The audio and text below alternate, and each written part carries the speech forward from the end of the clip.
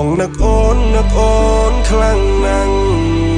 បងនឹកស្ងួនខ្លាំងណាស់ឥឡូវបងរងាគ្មាននន់នៅក្បែរគ្នាចង់មើលនេត្រាស៊ីជំរឿបងនឹងអូនមិនបាត់បងដឹងថាមិនអាចទៅរួចដោយសារវាសនា